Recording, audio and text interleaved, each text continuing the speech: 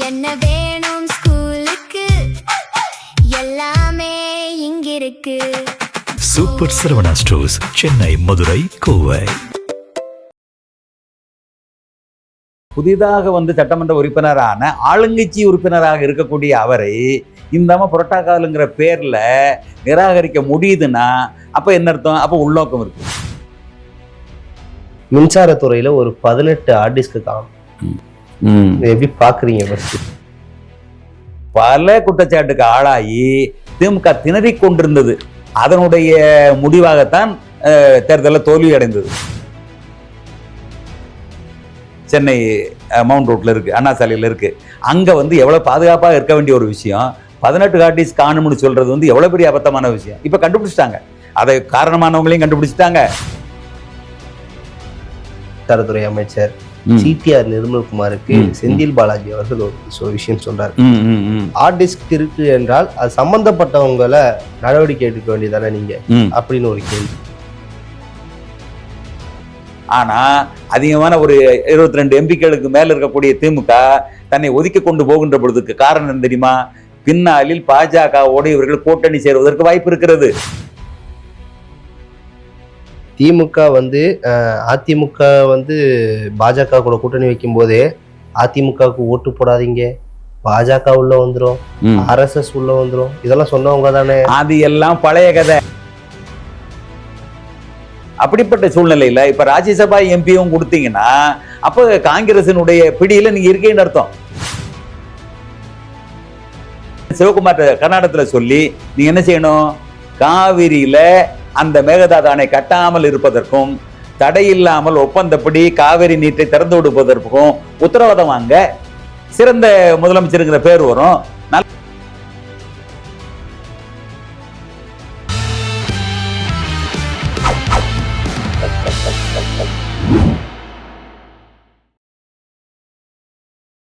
GeM தொலைக்காட்சி நேயர்களுக்கு வணக்கம். இன்றைய சிறப்பு நேர்காணலில் நம்மோடு பேராசிரியர் ஐயா அவர்கள் இணைந்துள்ளார். அவரிடம் இன்றைய அரசியல் சூழல் குறித்து விரிவாக வாதிப்போம். சார் வணக்கம். வணக்கம். எப்படி இருக்கீங்க? நல்லா இருக்கு தம்பி. ஓகே சார், நேற்று தினம் திருவிக்கா நகர் தொகுதியில ஒரு சின்ன ஒரு சலசலப்புன்னே சொல்லலாம். அது ஈகோ கிளாஷா என்ன நீங்க தான் சொல்லணும், நமக்கு அந்த அளவுக்கு தெரியாது டீட்டெயில். மேயர் பிரியா அவர்களுக்கும் பல்லவி, அந்த திருவிக்கா நகர் தொகுதியினுடைய சட்டமன்ற உறுப்பினர் MR பல்லவி அவர்களுக்கும் சிறிய ஒரு ரிப்பன் கட் பண்றதா இருக்கட்டும், குத்துவிளக்கு ஏற்றதுல ஒரு தகராறு. மேயர் பிரியா அவர்களிடம் செய்தியாளர்கள் கேட்கும் போது புரோட்டோகால் பிரகாரம் மேயர் ஏத்தணும், கலெக்டர் ஏத்தணும், அதுக்கு பிறகுதான் சட்டமன்ற உறுப்பினர் ஏத்தணும், அவங்களுக்கு புரோட்டோகாலே தெரியல அப்படிங்கிற ஒரு குற்றச்சாட்டை வச்சாங்க முதல் நிகழ்ச்சி. இரண்டாவது நிகழ்ச்சியில அவங்க குத்து விளக்கு ஏத்திட்டு பல்லவி அவர்கள்ட்ட கொடுக்குறாங்க. பல்லவி அவர்கள் அதை வாங்க மறுக்கிறாங்க. இதை எப்படி பாக்குறீங்க? ஃபர்ஸ்ட் அதாவது இது என்னன்னு கேட்டீங்கன்னா சின்ன பிள்ளைத்தனமான அரசியல். அதாவது யார் பண்றது? மேயர் பிரியா பண்றாங்களா, பல்லவி அவர்கள் பண்றாங்க? இல்ல, அது மேயர் பிரியா, அது பிரியா தான் பண்ண முடியும். ஏன்னு கேட்டீங்கன்னா இவங்க புதுசா வந்திருக்காங்க, அவங்க எல்லாம் தெரிஞ்சதும் போல அவங்க நடந்துக்கிற முயற்சி பண்றாங்க. இவங்க வெளியில இருந்து புதுசாக நம்மளை புறக்கணிச்சிடக்கூடாதுங்கிறதுக்காக இவங்களுடைய மனநிலை இருக்கிறது. புதிதாக வந்தவர்களுக்கு தன்னை முன்னிலைப்படுத்த ஆசை இருக்குமா இருக்காதா? ஆமாம், அப்ப புதிதாக சட்டமன்ற உறுப்பினரான ஆளுங்கட்சி உறுப்பினராக இருக்கக்கூடிய அவரை இந்த புரோட்டோகாலுங்கிற பேர்ல நிராகரிக்க முடியுதுன்னா அப்ப என்ன அர்த்தம்? அப்ப உள்நோக்கம் இருக்கு. பெருந்தன்மையாக என்ன புரோட்டோகால் எழுதி வச்சா வாசிக்கிறாங்க? புரோட்டோகால் வாங்கம்மா ஏத்துக்க, நீங்களே சந்தோஷமா அவங்கள கூப்பிட்டுருப்பீங்கன்னா சந்தோஷப்பட்டிருப்பாங்களே, இது பிரச்சனை இருக்காதுல்ல. அப்படிப்பட்ட ஒரு சாதாரண இயல்பான ஒரு படிக்காத மக்கள் கூட இந்த உணர்வை புரிஞ்சிருப்பாங்க, இந்த பண்பாட்டை. ஆனா அவர்கள் அது கூட தெரியாம மக்கள் பொறுப்புக்கு இன்னைக்கு மேயராக இருக்கிறோம்னு சொன்னா அவருடைய செயல்பாடு அப்படித்தான் இருக்கும். அதனால இது ஒரு நல்ல நாகரிகமான அரசியல் கிடையாது, சிறுபிள்ளைத்தனமான விஷயம். இந்த அம்மா புதிதாக வந்திருக்கிறாங்க, அவங்க தான் கூப்பிட்டு வாங்கம்மா சொல்லணும். அந்த கட்சி பேதத்தை மறந்து அந்த புரோட்டோகாலுங்கிற அந்த பேசுறதை மறந்து என்ன செய்யணும்?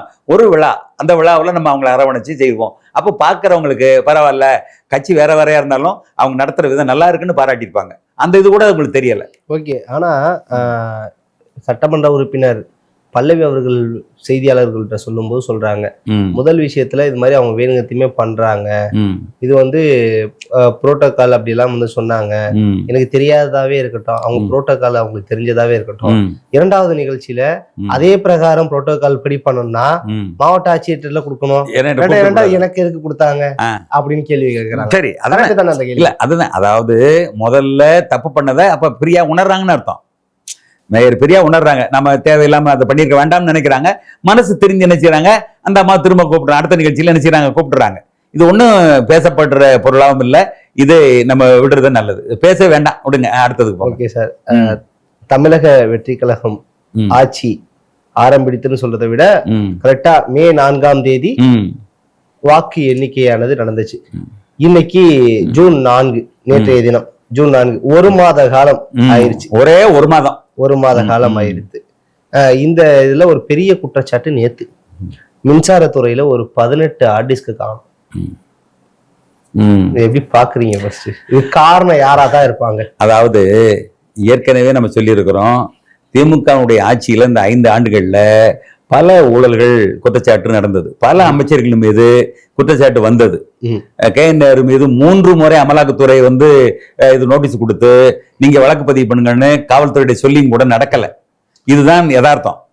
அதே போல செந்தில் பாலாஜி அவர்கள் வந்து விடுதலையாகி வெளியே வரல. அவர் வந்து என்ன செய்யறாரு, சட்டத்துக்கு கட்டுப்பட்டு வந்து அமைச்சராகி என்னென்னமோ குளறுபடி பண்ணாங்க. இது 1 இல்ல 2 இல்ல, பல குற்றச்சாட்டுக்கு ஆளாகி திமுக திணறி கொண்டிருந்தது. அதனுடைய முடிவாகத்தான் தேர்தலில் தோல்வி அடைந்தது. அதுவும் இன்னும் சொல்ல போனா தலைவராக இருக்கக்கூடிய ஸ்டாலின் அவர்களே தோற்றார். அப்ப இதெல்லாம் நம்ம யோசிச்சு பார்க்கின்ற பொழுது இந்த ஹார்டிஸ்க்கு என்ன படுகின்ற அந்த மின்சார வாரியத்தினுடைய தலைமை அலுவலகம் சென்னை மவுண்ட் ரோட்ல இருக்கு, அண்ணா சாலையில இருக்கு. அங்க வந்து எவ்வளவு பாதுகாப்பாக இருக்க வேண்டிய ஒரு விஷயம் 18 ஹார்டிஸ்க் காணும்னு சொல்றது வந்து எவ்வளவு பெரிய அபத்தமான விஷயம். இப்ப கண்டுபிடிச்சிட்டாங்க, அதை காரணமானவங்களையும் கண்டுபிடிச்சிட்டாங்க, அதனுடைய காப்பியும் இருக்கும். சும்மா ஒரு இடத்துல தான் இருக்குன்னு சொல்ல முடியாது. நிலக்கரியினுடைய இந்த டெண்டர் இதாக இருந்தாலும் சரி, அல்லது கருவிகளை வாங்கக்கூடிய அந்த விஷயமாக இருந்தாலும் சரி, இன்னும் பல்வேறு வகையான செயல்பாடுகள் இருக்கிறது. அது கோடிக்கணக்கான ரூபாய் மதிப்பிடுகின்ற நிலை. அதுல அப்ப அந்த ஹார்டிஸ்க் காணும்னு சொன்னா அப்ப அது சம்பந்தப்பட்டவர்கள் அதில் வந்து தெரிஞ்சுன்னா ஊழலை பிடிச்சிருவாங்க அல்லது பின்னால விசாரணை வந்துடும் என்கிற அச்ச உணர்வு காரணமாகத்தான் அந்த செயல் நடந்திருக்கிறது. இன்னைக்கு அதை விசாரணை போய்கிட்டு இருக்கு. நிச்சயமாக இது திமுகவினுடைய முந்தைய 5 ஆண்டு காட்சியினுடைய அவலத்திற்கு ஒரு சான்றாக வந்துருச்சு. ஒரு பானை சொட்டுக்கு ஒரு சோறு பதம் என்பது போல இது மாட்டியிருக்கு. அப்ப எல்லா துறைகளிலும் இது போல மாட்டினா உங்களுக்கு தெரியும், ஏறத்தாழ குவாரிகள், பல குவாரிகளை மூட ஆரம்பிச்சாங்க, நாம் பார்த்துருக்குறோம். இன்றைய செய்தி, நேற்றைய செய்தி என்னாச்சு, முழுக்க முழுக்க பதிவு துறையில் இருக்கக்கூடிய இதுல பூராமே முழுக்க வந்து ரெய்டு விட்டு பூரா திடீர் சோதனை நடத்தி பல லட்சக்கணக்கான பணங்கள், கணக்கில் இல்லாத பணங்கள் கைப்பற்றிருக்காங்க. நல்லா யோசிச்சு பாரு. அப்ப எல்லா இடங்களும் பாராட்டக்கூடிய செயல் தான், நிச்சயமாக பாராட்டக்கூடிய செயல். இளைஞராக இருந்தாலும் சரி, புதிய அரசாக இருந்தாலும் சரி, இப்படிப்பட்ட செயல்பாடு வரவேற்க தந்தது. நான் என்ன சொல்றேன், இது வந்து இந்த ஆரம்ப கால பரபரப்புக்காக செய்யறதா இருக்கக்கூடாது, நாங்க சாதாரணமான ஆள் கிடையாதுன்னு காட்டுறதுக்காக இருக்கக்கூடாது. தொடர் செயல்பாட்டில் வரணும். அதுக்கு அடுத்து இவங்க என்ன நடவடிக்கை எடுத்தாங்க, என்ன முடிவு செஞ்சாங்கன்னு நம்ம பார்க்கணும். இப்ப காவல்துறையில் ஒரு இது நடந்ததுன்னா அவர்களை மாற்றுவது என்பது தண்டனையாகாது. ஒரு குற்றம் செய்த காவலரை என்ன செய்யணும், தண்டிக்கணும்னா அவரை வந்து என்ன சஸ்பெண்ட் பண்ணணும், அப்புறம் சட்டப்படி நடவடிக்கையான நிலையை உண்டாக்கணும். அதை விட்டுட்டு இடத்த மாத்திரம்னு சொன்னா இது எப்படி தண்டனை முறையாகும்? அதே போல ஒரு ஊழல் பண்ணிட்டான், கோடிக்கணக்கில் கொள்ளடிச்சிருக்கிறான், அப்படி இது சொன்னா அவரை வந்து டிஸ்மிஸ் பண்றதா முக்கியம், அந்த சொத்தை பறிமுதல் செய்ய வேணாமா? அப்ப எங்க இருக்கிறது ஒரு அரசனுடைய உண்மையான நடவடிக்கைன்னு கேட்டீங்கன்னா, இடமாற்றுவது என்பது ஒரு தண்டனை ஆகாது. அதே போல ஒருத்தருக்கு வந்து என்ன செய்யக்கூடாது, கொள்ளடிச்சவரை ஊழல் பண்ணவரை வந்து அவரை வந்து சஸ்பெண்ட் பண்றது ஒரு தண்டனை முறை ஆகாது. முழுக்க முழுக்க அவருடைய சொத்தை பறிமுதல் செய்யக்கூடிய நிலையை ஏன் எடுக்க மாட்டேங்கிறாங்க? அது இந்த அரசு செஞ்சால் நல்லா இருக்கும்னு நான் நினைக்கிறேன். ஓகே சார், அதாவது இந்த 18 ஆர்டிஸ்க் தொலைஞ்சதுக்கு ஒரு ஒரு பதில வந்து அதாவது இப்ப இருக்கக்கூடிய மின்சாரத்துறை அமைச்சர் CTR நிர்மல்குமாருக்கு செந்தில் பாலாஜி அவர்கள் ஒரு விஷயம் சொல்றாரு. ஆர்டிஸ்க் திருட்டு என்றால் அது சம்பந்தப்பட்டவங்களை நடவடிக்கை எடுக்க வேண்டியதானே நீங்க அப்படின்னு ஒரு கேள்வி. சரி. ரெண்டாவது, மின்வெட்ட முதல்ல சீரமைங்க, பின்னாடி துறையை நீங்க சீரமைக்கலாம் அப்படின்னு ஒரு விஷயம் சொல்றாரு.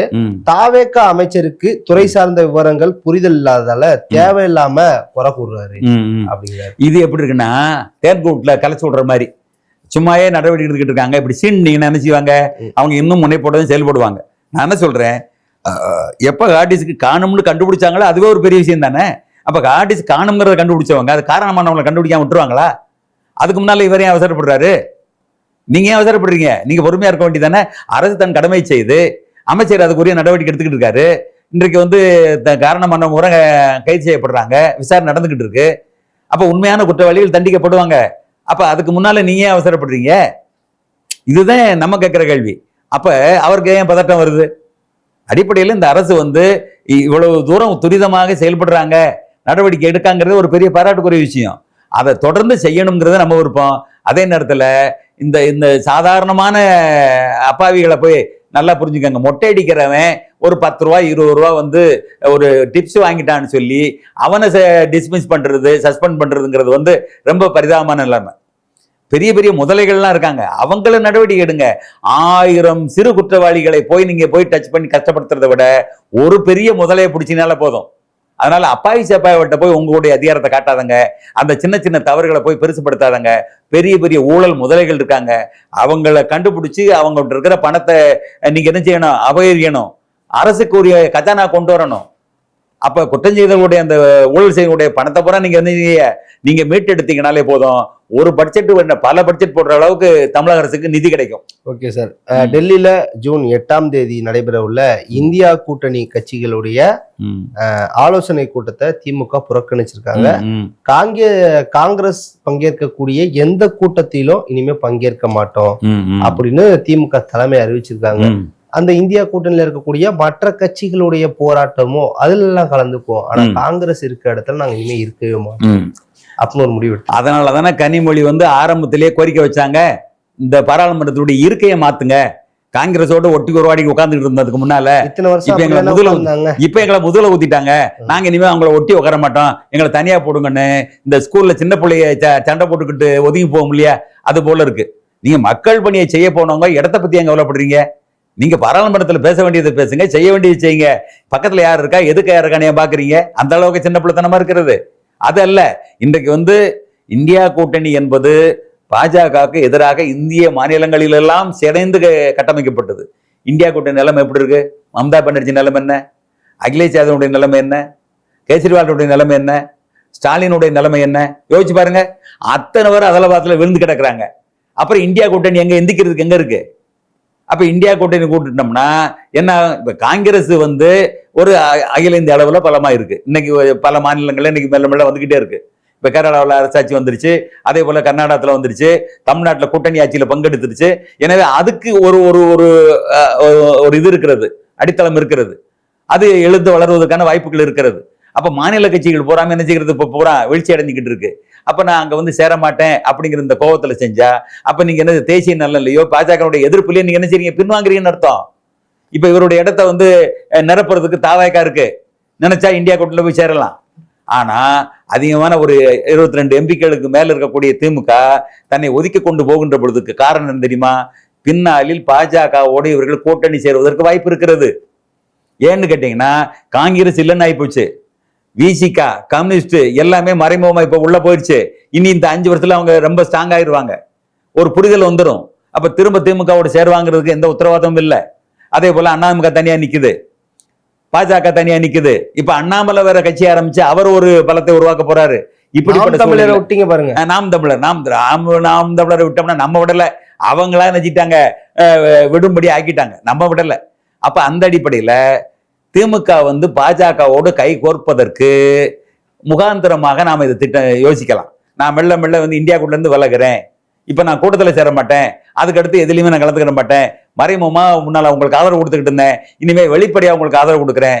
கலைஞர் காலத்துல வாஜ்பாய் காலத்துல அன்றைக்கு நாங்கள் எப்படி இருந்தோமோ அது போல நினைச்சு ஒன்னா பண்ணா இணைஞ்சிருவோம்னு சொல்லி மந்திரியாவது கூட வாய்ப்பு இருக்கு திமுக உள்ள எம்பிக்கள். Okay sir. ஆனா நீங்க இப்படி எல்லாம் சொல்றீங்க, திமுக வந்து அதிமுக வந்து பாஜக கூட கூட்டணி வைக்கும் போதே அதிமுகவுக்கு ஓட்டு போடாதீங்க, பாஜக உள்ள வந்துரும், RSS உள்ள வந்துரும், இதெல்லாம் சொன்னவங்க தானே. அது எல்லாம் பழைய கதை, அது பழைய கதை. இன்னைக்கு அது அல்ல. எப்ப வந்து 4ஆம் தேதி முடிஞ்சதோ அத்தோட முடிஞ்சு போச்சு. எப்போ வந்து காங்கிரஸ் போய் இது தாவகவோட இணைஞ்சதோ அன்னைக்கு கூட கதை முடிஞ்சு போச்சு. அடுத்து விசிகா எல்லா கம்யூனிஸ்ட் முஸ்லீம் லீக்ல இருந்து அத்தனை எங்க வந்து போய் சேர்ந்து பந்திரிசையில் இடம் பெற்றதோ அத்தோட இப்படி ஒண்ணா முடிச்சுக்கிட்டே வந்தாங்க. கடைசியில் மிச்சம் கிடக்கிறது ஒண்ணுமே இல்லை. இப்ப ஒத்தையில் நிக்கிறாங்க. ஒத்தையில் நிக்கிறவங்களுக்கு என்ன தேவை? பாராளுமன்றத்தில் நம்ம ஆள் இருக்கோம், அவங்க ஆண்டுகிட்டு இருக்காங்க. இன்னைக்கு வரைக்கும் நரேந்திர மோடிக்கு எதிரான ஒரு மிகப்பெரிய அலை என்பது உருவாகலை. அறுதி பெரும்பான்மை பெறவில்லாத கூட மாற்று தலைவர்கள் நரேந்திர மோடி அவர்களுக்கு இணையாக யாருமே நம்ம கண்ணுக்கு தெரிஞ்சவர் தெரியல. அப்ப திமுகவுடைய கணக்கு என்னவாக இருக்கும்? என்ன டிஆர் பாலு போன்றவர்களோ மற்றவர்களோ பதவி அடையாம இருந்தாங்க, தயாநிதி மாறன் பதவி அடையாம இருந்தாங்க. அவங்களுக்கு பாஜகவோட போறதுல எந்த தயக்கமும் இல்லை, எந்த தடுமாற்றமும் இல்லை. மிகப்பெரிய அதிகார மையமாக இருக்கிறாங்க. நம்ம போனா நம்மளும் மந்திரி ஆகலாம், நம்மளும் என்ன செய்யலாம், தமிழகத்துல பலமானவங்களா மாறலாம் அப்படின்னு திட்டமிடுறாங்க. அதனாலதான் புறக்கணிக்கிறாங்க. ஓகே சார், இப்ப வருகின்ற ஜூன் 18 நாடாளுமன்ற தேர்தல் நடக்க போகுது. ஓகேங்களா? ராஜ்யசபா சிவி சண்முகம் விட்டத தாவேகா வந்து அவங்களுக்கு கிடைக்க போற முதல் எம்பி. ஆனா அத காங்கிரஸுக்கு கொடுத்திருக்காங்க. குறிப்பா பிரவீன் சக்கரவர்த்தி, நம்ம தமிழ்நாட்டினுடைய முதலமைச்சர் ஜோசப் விஜய் அவர்கள் சொன்ன தனது நண்பர் என்று சொன்ன பிரவீன் சக்கரவர்த்தி தான் போட்டியிட்டாரு. அதை எப்படி பாக்குறீங்க? ஒரு ராஜ்யசபா எம்பிக்கான வாய்ப்பு தாவேகாக்கு முதலாக வருகிறது. சட்டமன்றத்தை பிடிச்சாச்சு, ஆட்சி அமைச்சாச்சு, மந்திரிகள் ஆயாச்சு, அரசாட்சி தொடங்கியாச்சு. இந்தியாவுடைய கவனத்தை இருக்க, எல்லா மாநிலத்தினுடைய கவனத்தை ஈர்ப்பதற்கு ஒரு நல்ல வாய்ப்பு கிடைத்தது. அப்ப ராஜ்யசபா எம்பி ஆவதற்குரிய நல்ல வாய்ப்பை தாவேகா தவறிவிட்டது. இது என்ன காரணம் என்று கேட்கின்ற பொழுது நமக்கு இல்ல, அரசியல் புரிதலற்ற நிலை. ஒரு கூட்டணி தர்மம் என்பதற்காக விட்டுக் கொடுக்க கூடாது. அப்ப தாவேகாவுல பாராளுமன்றத்துல போய் பேசுகின்ற அளவிற்கு இந்த கட்சியினுடைய கொள்கைகளை எடுத்து சொல்லி, இந்த கட்சியினுடைய செயல் திட்டங்களை அங்க சொல்லி இதனுடைய புகழை பரப்புவதற்கு தகுதியான ஆள் இல்லையா? அப்ப நாஞ்சில் சம்பத்து எம்எல்ஏ கூட தேர்தலில் நிப்பாட்டல, ஒரு சட்டமன்ற உறுப்பினர் கூட அவர் நிப்பாட்டல. நல்ல பேச்சாளர் சம்பத்தை சொல்றீங்க. அவர் வந்து பாதியில தான் வந்து சேர்ந்தாரு. ஆரம்பத்துல இருந்து குரல் கொடுத்திருந்த அயலாமணியே நிறுத்தல. இல்ல, இது போல பலர் இருக்கலாம், நான் ஒரு எடுத்துக்காட்டுக்காக சொன்னேன், ஒரு உதாரணத்துக்காக சொல்றேன்.